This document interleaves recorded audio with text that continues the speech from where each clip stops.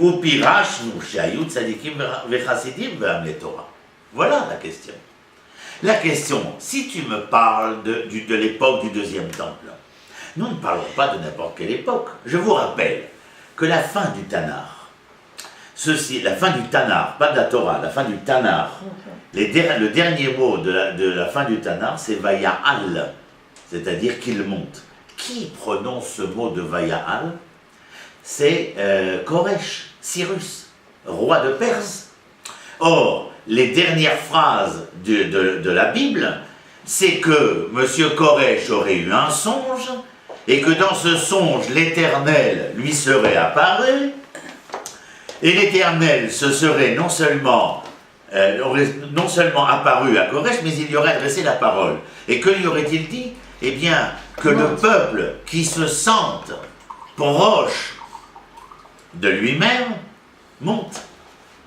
Pourquoi faire, dit Koresh? Il dit pour aller reconstruire ma maison à Jérusalem qui se trouve en terre de Judée. C'était quand même extraordinaire. Quand je passais en France à la belle époque, je leur disais toujours, regardez ce qui est écrit, Jérusalem à Yerushalayim Asher Biyuda. Pourquoi vous pensez? Ben oui, beaucoup de gens se sont imaginés quelquefois pouvoir appeler les méandres de l'histoire exilique la petite Jérusalem. Ce sont des chutzpanim, des gens culottés de l'histoire. Heureusement que l'histoire que nous appellerons en latin historia, mais qui dans un sous-entendu hébraïque dirait historia Esther Yudke, la face cachée de l'Éternel, qui intervient dans les méandres de cette histoire où certains voudraient la transformer comme un théâtre de marionnettes. Les hommes sont responsables de leurs actes. Venir et appeler je ne sais quel endroit la petite Jérusalem, c'est vouloir pourfondre la vérité historique. À savoir que Jérusalem, c'est Koresh, le Goy qui vient parler. Yerushalayim Asher Biyuda. Ne t'imagine pas que c'est Sarcelles ou Trifouille les doigts de pied. Que nenni mon ami, il en est nullement question. Jérusalem, c'est la ville qui se trouve dans le terroir de Judée. Et seulement dans le terroir de Judée.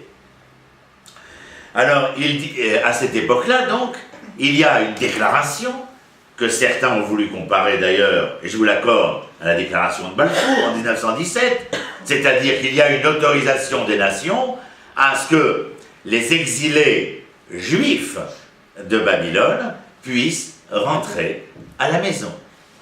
Est-ce que véritablement ça va provoquer un émoi général dans le peuple? Je vous l'accorde, point du tout.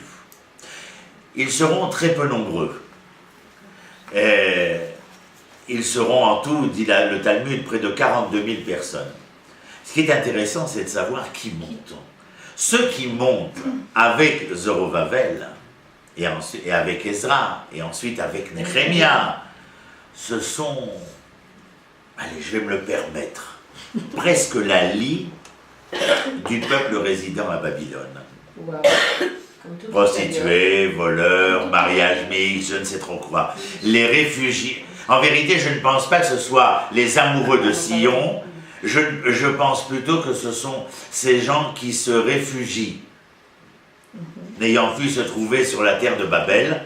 D'ailleurs, Babel, je comprends qu'on ne puisse pas s'y retrouver, puisque Babel nous donne une résonance de perturbation. D'ailleurs, c'est intéressant de voir comment aussi en grec, le Tanar s'est appelé Bible.